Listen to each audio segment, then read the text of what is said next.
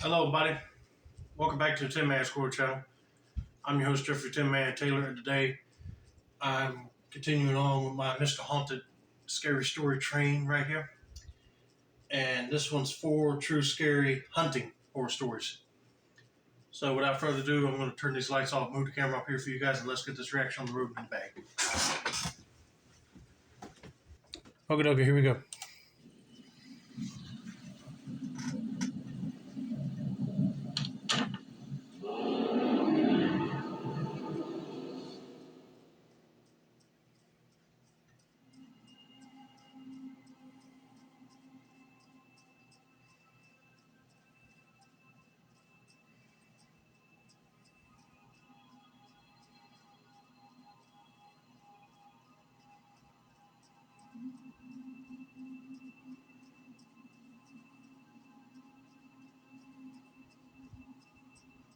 This happened in 2004 in rural Virginia.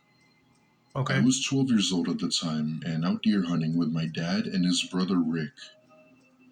I was never really into hunting like my dad was, but I sometimes found it cool and I wanted to make my dad happy. Well, that's true. I mean, my dad never forced me to go out in the woods and hunt with him because he always hunted with his best friend. But to be honest with you, I'll probably do my first hunt later when I'm older because I'm not too keen on firing a firearm just yet. So I understand what he's going through right now. But anyway, let's continue with his story. My dad says it's a useful sport to start learning, especially for someone at a young age like myself. I didn't really get the thrill of it though. Ending the life of a living, breathing animal that has just as much of a will to live as us didn't sound amusing at all. My dad would always lecture me about how hunting isn't about the killing of an animal, but a vital wildlife management tool to keep nature at a healthy balance. Whatever that meant, I still didn't find it fun for a sport. However, I did enjoy spending time with my dad, so I always went with him. I remember this day like it was yesterday, and although I can't remember all of the details, this story is 100% horrifying. It was the middle of fall, meaning it was the peak of deer hunting season in Virginia, which also meant big game for the hunters. Both my dad and Rick were on the hunt for both deer and elk while I sort of just shadowed them to learn the aspects about hunting. It was around 5 in the morning, which was apparently the best time to find elk walking around. I remember the three of us walking down a trail to try and look for game, but were unable to find any. By this point, it was the crack of dawn, and my dad had recommended we use the deer hunting tower that was deeper into the woods. It was maybe about a 10-minute walk, and so we did just that and made our way over to the hunting tower. The tower wasn't anything too big. It was just a tower small enough for a group like us to use. I remember my ankle starting to hurt and asked if I could stay in the tower for a bit. Thankfully, there was no one else using it, and both my dad and Rick told me to stay up there while they went to look for deer and to radio them if I needed anything. First of all, going back to what his dad said about wildlife management, that is true because if there's so much deer in the woods that keep repopulating, then they're going to run out into oncoming traffic on the roads or keep going through people's backyards. And plus, hunters like to shoot them not just for that, but also for food purposes. If somebody left me out in the hunting tower by myself, I'm definitely keeping that radio on just to make sure I can communicate with whoever I'm with hunting, make sure they're coming back. I got myself situated, and by this point, it was relatively dark out, which was a bit eerie if I'm being honest. Not long after they left, I happened to stand up to see if my ankle was better when I noticed what appeared to be a flashlight shining through the tree line. I figured one of them might have forgotten something, and so I stupidly called out to them by their names. Dad? Rick? Is that you? Oh, you shouldn't have done that. Because if it wasn't them, they're going to be charging at that turret to see who you are and what you're doing out there. If you wanted to make sure, you should have radioed your dad first before you yelled out to him. And if you don't hear their radio where that flashlight was at, it's not them. Almost immediately, I see the light turn off. At this point, I knew that it was obviously someone else and not my dad or Rick. It seemed as if whoever it was didn't want to make their presence known, which concerned me. Now, I thought that it could have been another hunter, but why would another hunter not want someone knowing they were here? I sort of hide in the tower, hoping they didn't see me, as I didn't know if this person was dangerous or not. I wanted to radio my dad to tell him, but I also didn't want to alert the person as to where I was. However, it wouldn't make sense if he could see me. It was practically so dark out here, or at least that was my logic. I waited in the tower for what felt like an eternity, praying to God that this person wouldn't come up here. Unfortunately, though, that wasn't the case when I heard the sound of a foot hitting against one of the planks from the ladder of the tower. It's safe to say I nearly pissed myself hearing that, and while there was a slight possibility of it being my dad or Rick, the chances of that were slim. Minutes felt like hours as I heard this person climbing up the tower, and when they reached the top, I nearly screamed. It was still a little dark out, but I saw a man I had never seen before giving me this haunting grin. He did not at all look like a hunter or hiker, but rather someone you would sense was up to no good. In this raspy voice, he tells me that I should get down from this tower and to come with him. I couldn't think of anything to say other than no, and that's when he comes all the way up, reaching out to grab my hand. By this point, I tell him no once again, while also telling him to leave. Yes, I had my gun, but just the idea of using it on a person is horrifying. Not if your life depends on it. I mean, I know he was a little kid by this point, but man, he should have just pulled that gun and just shot him in the shoulder at least, and then he can fall backwards and leave you. Then you could call your dad. And if he had it called out their names when that guy was out there, that guy probably would have just kept on going through the woods and not even bother him. But nope, he had to make his presence known. He just stood at the top of the tower staring at me before turning around and climbing back down. I'd say I felt a little better, but at the same time I didn't know where he went or if he would come back. 10 minutes later, I radio my dad telling him to please come back, to which he said they were on their way. The very second I radioed out, I hear the most gut-wrenching, horrifying scream not far from the tower. It was unlike anything I've ever heard, and that was when my dad yelled at me to get down from the tower and that we had to go. Rick began to scan the tree line with his rifle while my dad made sure I was okay. From there on, we ran back to the truck with my dad flooring it out of there. All the while, I'm telling him what happened while they were gone, and I try to give a description of the man. Being only 12, however, I couldn't give a good one as I couldn't remember and the fact that it was still dark. We made it back safely, but needless to say, I had a hard time sleeping that day. A week later, my mom and dad saw a chilling news report about a woman that went missing near the woods we went to and had since been found dead. My dad doesn't think it had anything to do with the scream we heard, but I thought the exact opposite. One thing I've learned from this, though, is that nothing good happens in the woods at night. You got that right. The screams are probably from that guy that he was mad that he couldn't get that boy to come down from the tower, and he was pissed. Let's put it that way. But thank God that boy just radioed his dad and told him what happened. But that's scary that you find it on the news that somebody was murdered there. But I'll be having nightmares if I heard those screams too.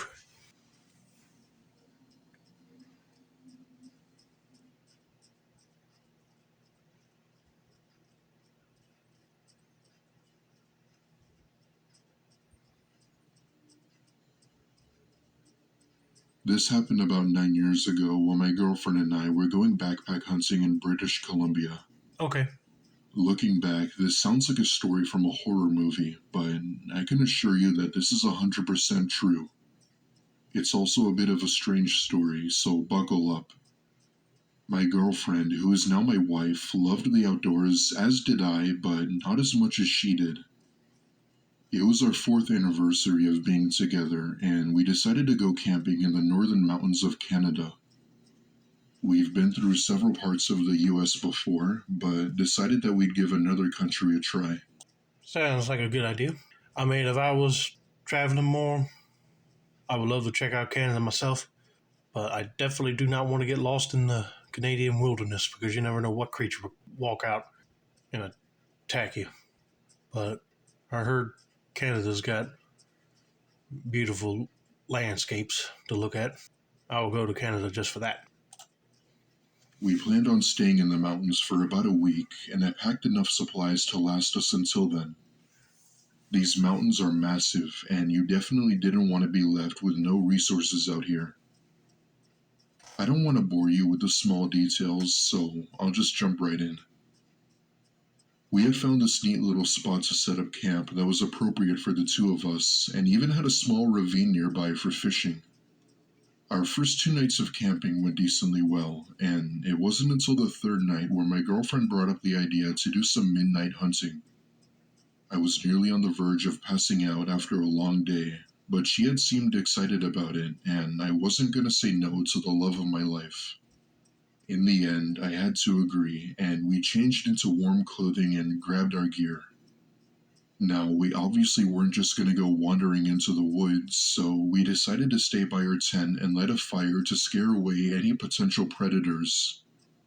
We both had a pair of night vision binoculars so we could see better, even though it was likely we wouldn't find game at this time of night. Anyway, there we are, scanning the trees for any deer when I thought I heard rustling maybe about 20 feet away. I knew for sure it had to be an animal, as there were many creatures that come out at night, and it very well could have been a deer. We both grabbed our guns, trying to spot whatever made that noise, hoping to get a shot at it. We scanned the trees for a good minute or so, before I turned to my wife and see her stiff as a board. She's looking off at something into the trees, and when I ask her what's wrong, she doesn't reply. All she did was continue to stare in the direction of the woods, and when I looked in her direction, I saw it too. About maybe 20 yards away is a set of glowing eyes that were maybe about 10 feet off the ground. It was a little hard to hear, but we could hear heavy breathing coming from that direction, which gave us the chills. Oh, Lordy, you think it's a Bigfoot? And the eyes are 10 foot off the ground. That tells you right there that it's one tall Sasquatch. And I heard that there was reports of some of them in Canada too.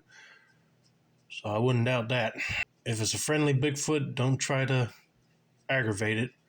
But if it's an angry one, I'd be telling the wife to pack your stuff up quick and run. You never know what these things might do.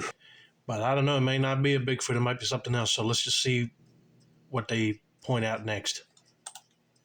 I also know it couldn't have been a bear, as the height difference didn't match that of any bear known to man. Trust me, I've been experienced with wildlife to know that what I was seeing was definitely no bear. Whatever it was massive, and I could tell you right now that this was no creature we've ever seen. Some way, somehow, I find the courage to tell my wife very calmly that we needed to get back inside the tent and to not make a sound. However, she doesn't respond and just looks at me with her wild eyes and face. I didn't want to draw more attention to this creature than we already did, so I direct my wife to the tent and we get inside not making a peep. All the while, I prayed that the fire didn't go out anytime soon, as that was probably the only thing preventing this creature from coming to us. 30 minutes felt like 30 hours as we both just laid there and heard multiple branches and trees snapping as this creature moved through the woods. It's safe to say that I didn't get a minute of sleep that night, and rightfully so. When morning came, my wife and I got out of our tent and found tracks of this supposed creature. They were tracks I had never seen from any living creature known to man, even after desperately trying to identify them. Till this day, I'm still unsure as to what it was we saw. I don't know if it was some unidentified creature. I don't know if it was Bigfoot. All we know is that there was indeed something tracking us out there, and that the woods have secrets that have yet to be uncovered. Okay, if it's not hairy, then it ain't no Bigfoot.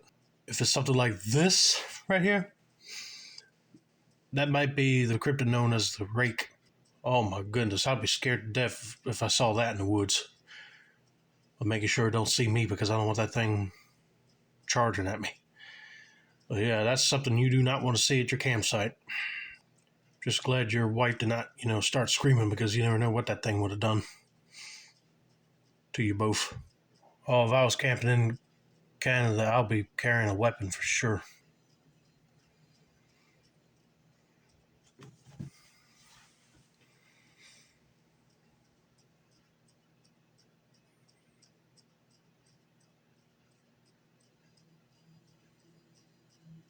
My name is Ben, and I've pretty much been an avid hunter for almost 20 years now. I've been doing this sport since I was 9, and I haven't stopped since then. This happened around a year ago when I went up to my brother's cabin in the foothills of the Appalachian Mountains in rural Pennsylvania.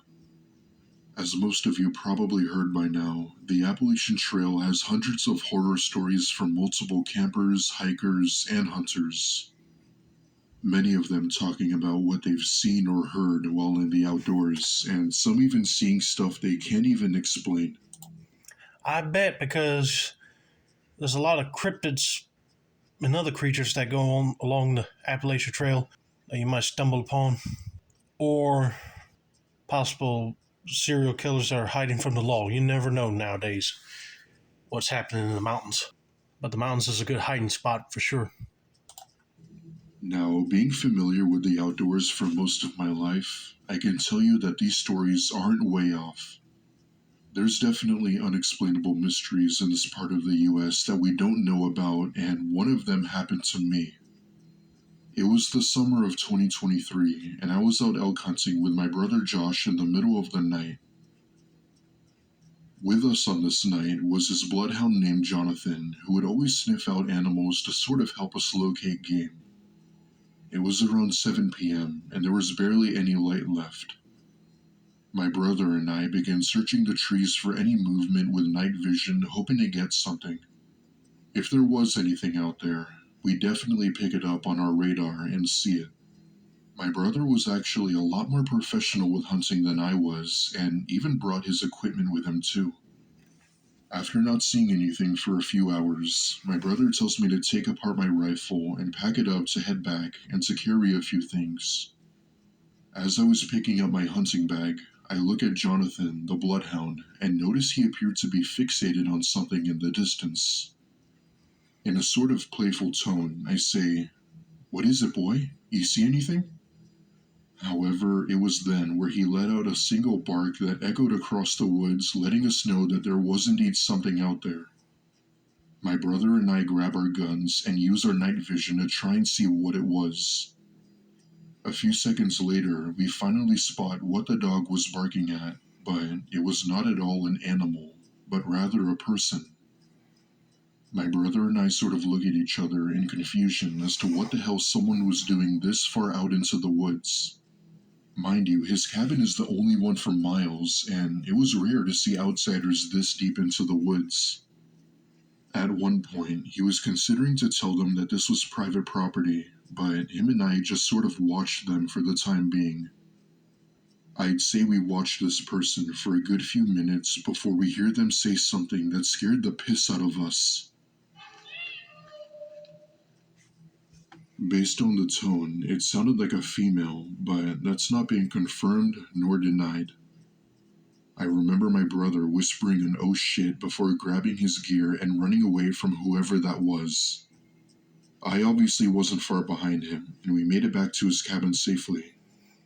My brother had this pale white face that clearly made him terrified.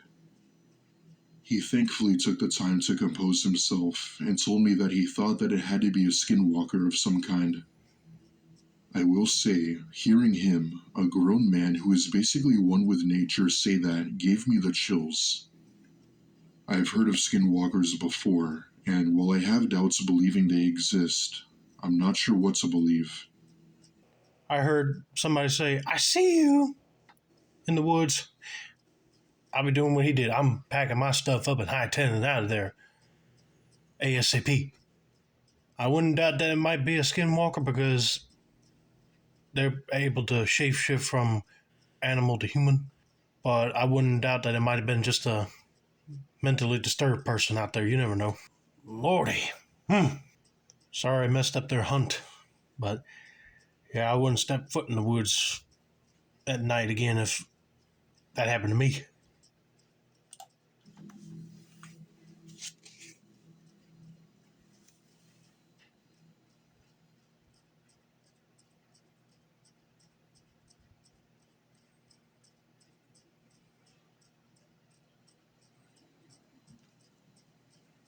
My name is Jack. I'm currently 20 years old and have been an experienced hunter throughout my life. This past winter, I had been visiting with my best friend Dan on his family's farm in western Colorado for a hunting trip. He was my best friend ever since the beginning of high school, so letting me come up to live with him for a bit was very thoughtful. With me on this trip was my girlfriend Gabby, who has never actually been hunting or camping before. She was understandably nervous, but we made sure to watch out for her. Colorado is a very rural state, so we do have to watch out for predators or any people for that matter. Dan's told me stories about how mountain lions would occasionally sneak up on him, only for him to see it right before it was about to attack. Those were definitely scary times for Dan, but what we were about to experience was much more horrific. It was sometime in December where Dan was showing us this neat little trail he had found to get to a clearing in the woods. It was a cool spot for hunting, and so we set up camp and decided to scope out the area. By this point, it was pretty dark out, and we were freezing our asses off. Dan, being the handy guy he was, built us a fire to keep us warm while Gabby and I looked for elk. Gabby said that she's going to go a bit further into the woods and radio us if she finds anything. I tell her not to go too far and to use the campfire to know where we were. Call me an ass for letting her go alone. I don't care. I wanted her to have the full hunting experience. I'll be mad at him too for sending a female out in the woods by herself. If she's inexperienced, you got to have somebody to guide her through the woods because you never know what would happen to her if she was in the woods by herself and she might get lost. Gabby had been gone for about 20 minutes, and Dan and I are just sitting in our chairs by the fire. As he was babbling on about some coworker of his, we hear Gabby scream at the top of her lungs. I just couldn't believe how loud she was screaming. It was actually insane. Dan and I immediately get up and grab our lights and Glocks to see Gabby running out of the trees. We both comfort her as she went on about how she saw something huge walking around her and making a terrible sound. I told her it could have been a coyote or maybe a mountain lion. We assured her that we would grow the fire more to scare away any predators and to not go back out. This seemed to comfort her, and after a while she went to sleep. Dan and I are now outside by the fire just talking quietly and watching the fire when he gets up to go take a leak. It was just me by myself at the fire when, off to my right, I hear a loud crunch. "What the hell was that? That is big," he said. I know, it could be a big cat. Better get your 44. He returned with his gun and lighter fluid to grow the fire even more. By this point, we had the fire pretty enormous, and that's when we hear more movement from the trees. Because of the now glowing fire, we saw for a brief second what almost appeared to be a gorilla-sized figure disappear into the trees. Somehow, this commotion didn't wake up Gabby to my surprise. We're both just frozen, not knowing what to think, and I tell him that we need to snap out of it and get back in the tents. We do just that, and we didn't hear anything the whole night. The fire stayed lit for hours until the sun finally came up. Dan and I only got maybe an hour of sleep and were the first ones up. However, we didn't see any tracks of whatever this thing could have been. It looked like a large man, but what we saw was definitely no man. I guess we'll never know, and I'm not sure we want to. Now that sounded like a Bigfoot, the way they were describing. But yeah, I don't blame her for bolting out when she did, because you never know what that Bigfoot would have done to her in the woods. And I'm glad that it did not come any further near their campsite. I wouldn't mind running into a Bigfoot, but if they're nice, I'm not running into no angry ones. If they are angry, you better have something that's willing to put them down if they come towards you, aggressively. That is. The ones that come and attack you, in other words. But anyway, that's going to be it for now. Don't forget to like, subscribe, turn on post notifications for more Mr. Haunted content like this. This has been another successful installment of the Tin Man's Quarter channel. I'm your host, Jeffrey Tin Man Taylor. I said that's a wrap, and have a nice day.